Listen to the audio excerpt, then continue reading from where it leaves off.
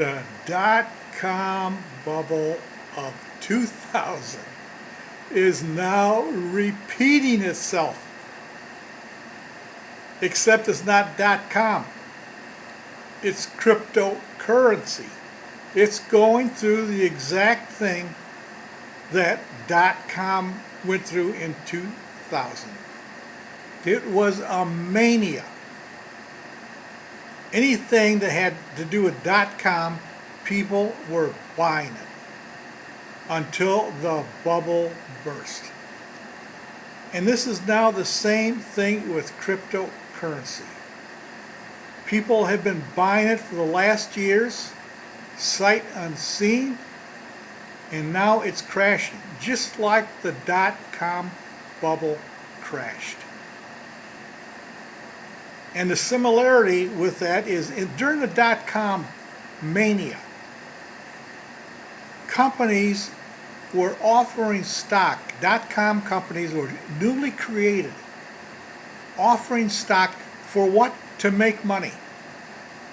They had no product, or they promised a product, never even developed it, and then offered it up as a stock and cashed in. So what we had on that mania in 2000 was all these companies forming, .com companies forming, with no product to offer except that they were offering stock in .com, and people bought it. That started the crash. Now we have the same thing in cryptocurrencies. Well, everybody knows what Bitcoin is and Dogecoin is, but there has been probably hundreds of new cryptocurrencies coming on the market.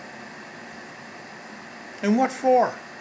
To try to get investors money, to get that money out of them and put it into their cryptocurrency. This is a replay of the .com bubble and bust. And how does this come about? Because here's 20 years, 21 years since the .com bubble. It took 21 years for people to forget about it. In fact, the people who are buying cryptocurrencies now were infants at the time of the .com bubble. So they had no experience with it whatsoever except to hear about it.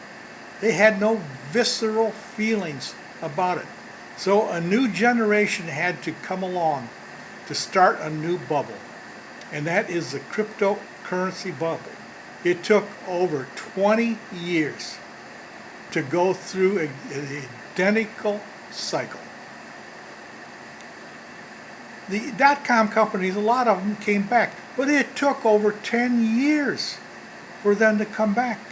In the meantime, you're sitting on your losses, afraid to sell, because you're waiting for cryptocurrencies to come back.